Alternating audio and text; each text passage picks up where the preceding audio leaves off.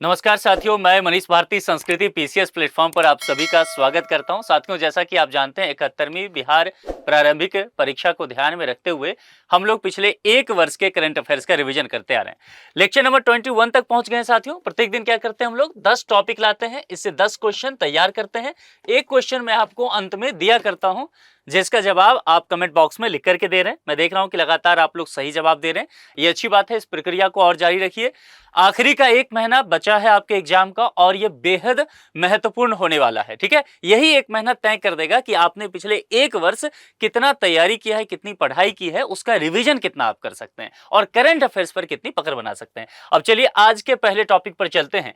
भारत और बांग्लादेश हर वर्ष मैत्री दिवस कब मनाते हैं? अब इस प्रश्न की महत्ता आप समझ रहे हैं, आप ये समझ पा रहे हैं कि इस प्रश्न की जो है इंपॉर्टेंस क्या है।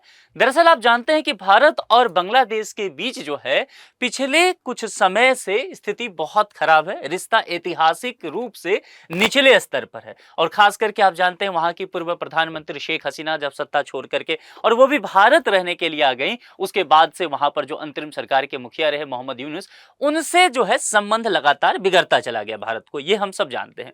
इसीलिए देखिए ये जो मैत्री दिवस वगैरह की चीजें हैं ना, वो आवश्यक हो जाता है, ये पूछा जा सकता है। अब यहां पर 4 विकल्प आपको दिख रहा है कि इसमें से क्या होगा। देखिए 6 दिसंबर 1971 ये एक ऐतिहासिक दिन है और ऐतिहासिक वर्ष है 1971 का, ध्यान दीजिए।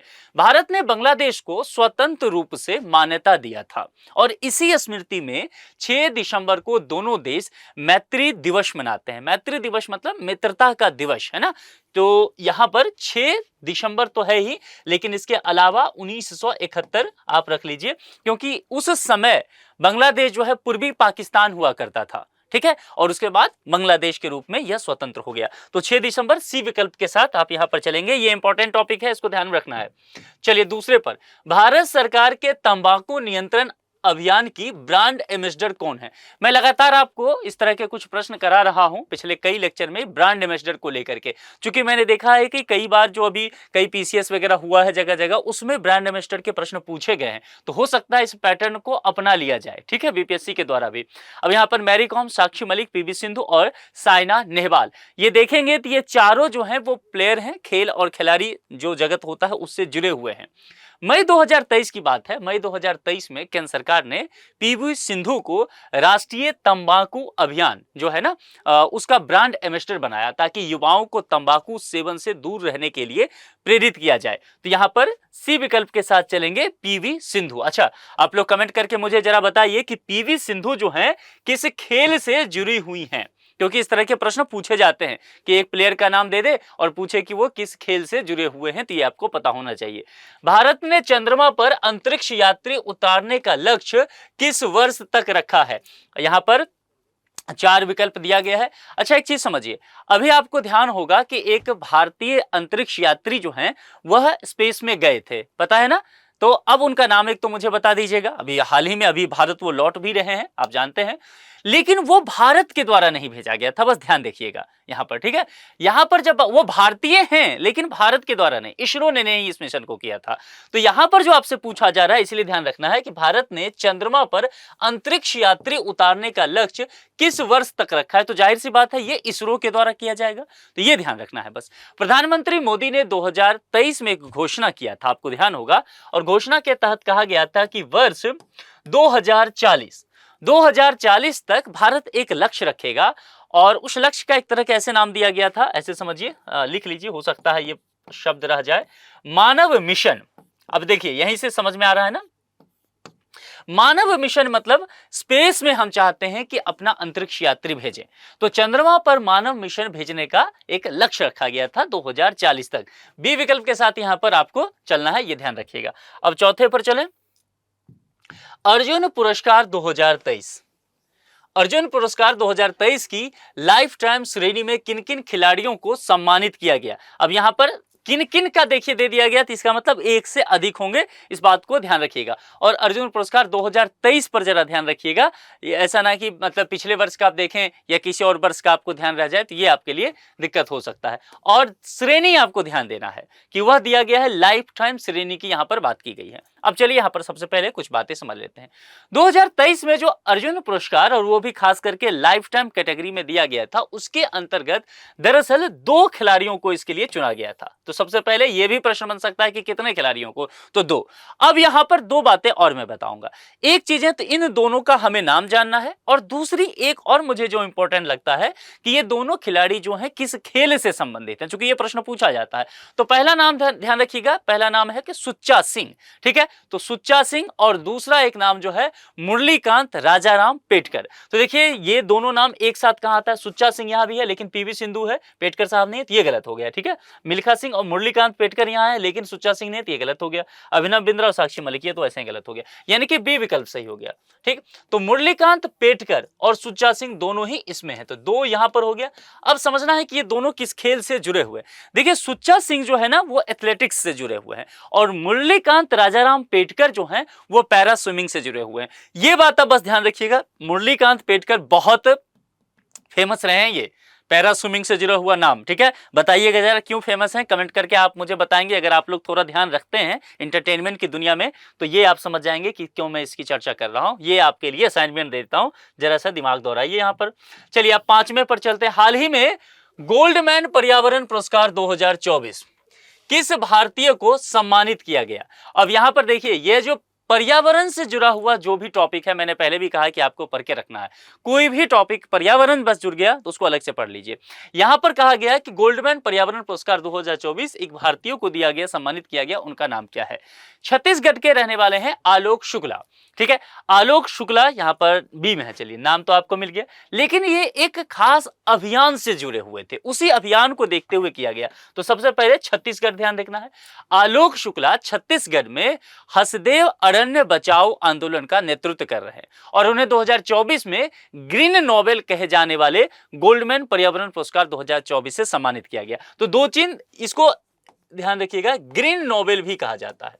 जैसे नोबेल पुरस्कार होता है तो नोबेल पुरस्कार अलग अलग कैटेगरी में दिया जाता है। पीस के लिए दिया जाता है, इकोनॉमी के लिए दिया जाता है, फिजिक्स की, मेडिसिन, ये सब दिया जाता है ना, लिटरेचर। तो ऐसे ही जो इन्वायरमेंट के लिए आप देखेंगे उसमें नहीं है। तो इसको जिनको भी गोल्डमैन पर्यावरण पुरस्कार मिलता है तो कहा जाता है ये ग्रीन नोबेल पुरस्कार है, ऐसा माना जाता है, ठीक है। तो पहली चीज ये ध्यान रखना है। और दूसरा हसदेव अरण्य बचाओ आंदोलन, ये आप लिख देता हूं, इंपॉर्टेंट है। हसदेव अरण्य बचाओ आंदोलन, ठीक है। ये जरा ध्यान रखिएगा क्योंकि यहां से प्रश्न रह सकता है।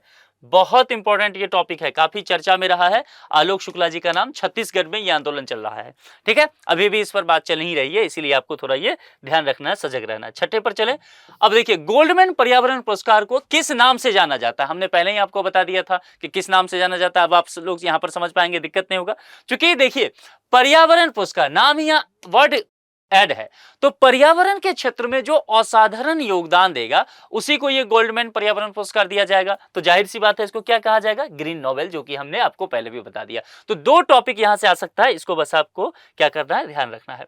चलिए अब 7वें पर चलते हैं। 7वां क्या कहता है, भारत में कुल झाड़ियां कितने क्षेत्रफल में फैली हुई है, ठीक है। और इस तरह के प्रश्न बहुत रहते हैं, स्किप नहीं करना है, ये फैक्चुअल है, पर आप पीवाईक्यू देखेंगे तो बीपीएससी में भर भर के ऐसा प्रश्न रहता है, ठीक है। अब यहां पर बात किया जाए भारत में कुल झाड़ियां कितने क्षेत्रफल में है। एक चीज और यहां पर समझ लीजिए, हम एक चीज समझने की कोशिश करेंगे कि ये परसेंटेज के हिसाब से भी देख लेंगे कि कितना क्षेत्रफल है और परसेंटेज क्या है। अगर देश की भौगोलिक स्थिति को देखें, भौगोलिक क्षेत्र को देखें, उसमें से अगर क्षेत्रफल निकालें तो 43,623 वर्ग किलोमीटर। ध्यान दीजिएगा, किलोमीटर नहीं है, क्या कहा जा रहा है, क्षेत्रफल, एरिया की बात किया जाए तो मैथमेटिक्स आपने पढ़ा होगा, इसीलिए क्या होगा, वर्ग किलोमीटर में बात की जाएगी। तो कई बार प्रश्न में यह रह सकता है कि यहां दे दे और फिर किलोमीटर, और फिर एक ही में दे दे वर्ग किलोमीटर, और आप कहेंगे कि किलोमीटर होगा, शायद दिमाग लगाएं और गलत करके आ जाएं। तो जानते हुए गलती नहीं करना है। तो पहली चीज तो ये हो गया, हमें जवाब मिल गया। लेकिन एक चीज और हो सकता है साथियों, जो मैंने देखा है कई जगह, कई प्रश्न में, पीवाईक्यू में, वो आपको एरिया ऐसे ना दे, वर्ग किलोमीटर में ना दे, जो भौगोलिक क्षेत्रफल होता है उसका परसेंटेज में दे दे कि कितना प्रतिशत हिस्सा ये लगभग है। तो इसमें जो आपको देखने को मिलेगा 1.33% देखने को मिलेगा। अच्छा, ये कई मैगजीन में एग्जैक्ट यही दिया रहेगा, कई में 1.3, कई में 1.32, कई में 1.34। तो जो भी मोस्ट सुटेबल आंसर होता है जो ऑप्शन में दिया जाएगा उसके साथ आपको जाना है, लेकिन एग्जैक्ट यही है, इसको बस ध्यान रखिएगा, इतना से आपका काम चल जाएगा इसमें। अब चलिए 8वें पर चलते हैं। क्या है? भारत में बांस धारित कुल क्षेत्रफल कितना है? ये इंपॉर्टेंट है, ठीक है, इसको 4 स्टार लगाइए। बांस धारित कुल क्षेत्रफल आपसे पूछा गया है। अब इसमें कुछ बातें अगर किया जाए तो देखेंगे 4 विकल्प जो आपको दिया गया, भारत का अगर बांस क्षेत्रफल देखा जाए तो 1.54 लाख वर्ग किलोमीटर होगा। अब इसमें देखिए कहां है, हाँ यहां पर, तो तकरीबन देखा जाए तो 1.54 लाख वर्ग किलोमीटर के आसपास पड़ेंगे, एग्जैक्ट होगा। अब देखिए ये बांसधारी क्षेत्रफल जो होता है ना, एक तरह से समझा जाए तो जो ग्रामीण आजीविका है और खास करके देखेंगे जो कागज होता है, हस्तशिल्प होता है, इस उद्योग के लिए अत्यंत उपयोगी हो जाता है, बेहद महत्वपूर्ण हो जाता है। तो ये ध्यान रखिएगा, यहां पर सी विकल्प के साथ चलिएगा। ये दोनों तीनों जो लास्ट का बताया हूं, जो भी पर्यावरण से जुड़ा हुआ है, आज समझ लीजिए कि पर्यावरण से बहुत सारे टॉपिक में निकाल रहा हूं आपको, ठीक है, तो वो अलग से जो आप जहां भी पर्यावरण के प्रश्न लिख रहे हैं इन्वायरमेंट लगा देना है, और आखिरी के 10 दिन में इन्वायरमेंट के हर क्वेश्चन को 2-2 बार पढ़ के जाना है, इन्वायरमेंट नहीं छोड़ना है। ज्योग्राफी से प्रश्न कम आएंगे, इन्वायरमेंट के सेक्शन से ज्यादा आएगा, प्रश्न 30 से 35 तक जाएगा, ठीक है, ज्योग्राफी और इन्वायरमेंट को मिला करके। तो इसीलिए कह रहा हूं कि बार बार इसको छोड़ के आप नहीं जा सकते। आगे बढ़ जाएं, 9वें पर आ जाएं। भारत का कौन सा राज्य बांस क्षेत्रफल में प्रथम स्थान पर? 5 स्टार लगा दीजिए इसको। बांस से भी जो प्रश्न रहेगा उसको ज्यादा पढ़ के जाना है, ठीक है, क्योंकि प्रश्न यहां पर बांस से आ सकता है। असम, अरुणाचल प्रदेश, मध्य प्रदेश, ओडिशा, तो बिहार है ही नहीं। बिहार होता तो आप लोग का थोड़ा आसान होता, लेकिन वो गलत भी हो जाता। तो यहां पर समझ लीजिए ये 4 जो दिया गया है, इस 4 में मध्य प्रदेश भी देखिए यहां पर शामिल है। तो मध्य प्रदेश जो है बांस के क्षेत्रफल के आधार पर भारत में प्रथम स्थान होता है, यानी कि यहां पर क्षेत्रफल के हिसाब से देखेंगे तो सर्वाधिक बांस देखने को मिलेगा भारत के तमाम राज्यों में। लेकिन साथियों एक प्रश्न हो सकता है, वो प्रश्न ये हो सकता है, यहां पर सर्वाधिक तो है लेकिन कितना क्षेत्रफल है ये भी बता दीजिए। तो यहां पर 20,421 वर्ग किलोमीटर, ये ध्यान रखिएगा, इतना। कई जगह हो सकता है केवल 20,000 दे दे आपको, तो आपको फिर से मैं वही जो बार बार सिखाते रहता हूं कि प्रश्न को कैसे अप्रोच में लगाना है, सॉल्व कैसे करना है, मोस्ट सुटेबल आंसर, बस इसका सही जवाब यही है। मान लीजिए 20,350 दे दे और उसके इर्द गिर्द बहुत दूर तक दूसरा विकल्प ना हो, तो फिर उसी के साथ जाना। फिर ये मत समझना कि 20,421 वर्ग किलोमीटर सर बताए थे। और वर्ग पे ध्यान देना, ठीक है, कई देखोगे पीवाईक्यू में बहुत सारे जगह ये वर्ग हटा देता है, ठीक है, एक ही ऑप्शन में, और फिर वहां गलत आपसे करवाएगा, और बेहद सिली मिस्टेक है ये सब। मैं उम्मीद आप लोगों से नहीं करता हूं कि आप लोग ये करके नहीं आएंगे। लास्ट टाइम भी मैंने बहुत सारे बच्चों को सिखाया था, बहुत लोगों ने अच्छे से करके किया और बहुत लोग गलती किए तो उनको खामियाजा भुगतना पड़ा। खीचन वेटलैंड मुख्य रूप से किस प्रजाति के प्रवासी पक्षियों के लिए प्रसिद्ध है? इसको क्या करो, ऐसे लिखो, 5 स्टार और प्लस लगा दो, मतलब समझ लो कि टॉपिक लीक हो चुका है, ठीक है, यहां से प्रश्न आने के ज्यादा चांसेस हैं। ठीक से समझिए क्या कहा गया, खीचन वेटलैंड। पहली चीज ये है मुख्य रूप से किस प्रजाति, प्रश्न क्या पूछा गया है, ये है कौन सी स्पीसीज है, किस प्रजाति के प्रवासी पक्षियों के लिए प्रसिद्ध है। तो यहां एक चीज समझ में आ गया है कि एक प्रजाति है जो प्रवासी पक्षी है और वहां जो है खीचन वेटलैंड में वो आती है, ठीक है, उसका नाम है डेमोइसल क्रेन। डेमोइसल क्रेन जो होता है आप यहां पर देखेंगे खीचन वेटलैंड में हमेशा वहां पर सर्दियों में खास करके आती है। यहां हर सर्दियों में तकरीबन देखा जाता है कि यहां पर नोट कर लीजिए तकरीबन 22,000 से अधिक जो डेमोइसन क्रेन वहां पर पहुंच जाता है। तो ये यहां खीचन वेटलैंड को लेकर के एक इंपॉर्टेंट है, ये चर्चा में रहा था। यदि द हिंदू, इंडियन एक्सप्रेस आप पढ़ते हैं तो ये लगातार चर्चा में रह गया था। तो बी विकल्प के साथ यहां पर चलिएगा, बस इतनी बातें इस पर ध्यान रखिएगा, इससे अधिक नहीं पूछेगा। एक चीज जो यहां मैंने आंकड़ा बता दिया उसको बस ध्यान रखना है, ज्यादा स्टेटमेंट में पूछेगा तो एक आंकड़ा आपसे पूछ लेगा। चलिए, निम्नलिखित में से किस शासक का मकबरा सासाराम बिहार में स्थित है? पता है ना, ये इतनी बार पूछा जा चुका है बीपीएससी में कि आप काउंट नहीं कर सकते, गिनती नहीं है, ठीक है। सबसे फेवरेट टॉपिक ये बीपीएससी का रहा है, मैंने पढ़ाया भी है आपको बिहार स्पेशल में। इसका जवाब आपको कमेंट बॉक्स में लिख करके देना है, बहुत आसान है और हिंट ये भी ऐसे समझ लीजिए कि एक ऐसा जैसे सासाराम है, ठीक है, तो यहाँ पर देखेंगे तो बहुत बड़े शासक हैं, उनका मकबरा है पानी के बीच में बना हुआ। देखिए पूरा हिंट दे रहा हूं आपको, तो इसके बाद अब आप समझ जाएंगे कि क्या जवाब होने वाला है। चलिए कमेंट बॉक्स में लिख के बताइए, और कितने लोग वहां से हैं सासाराम से, या यहाँ पर घूमने जा चुके हैं सासाराम में उस मकबरा को देखने के लिए, वो मुझे आप कमेंट बॉक्स में बताएंगे। ठीक है, एक और हिंट चलिए दे देता हूं कि एक मुगल सम्राट थे, उनको बहुत परेशान किया था इस शासक ने, हरा करके भगा दिया था। तो आप समझ लीजिए कितना शक्तिशाली था। तो बहुत ही जो कहते हैं ना शक्तिशाली बिहार के योद्धा के तौर पे इन्हें देखा जाता है। ठीक है, अब इससे ज्यादा हिंट नहीं, अब आपको नाम पता चल गया होगा। तो कमेंट बॉक्स में बताना है, और यह भी बताना है कि 10 में से कितना प्रश्न आप लोग का सही हुआ है। आज के लिए इतना ही, अपना बेहद ख्याल रखिए, बहुत बहुत शुक्रिया, थैंक यू सो मच।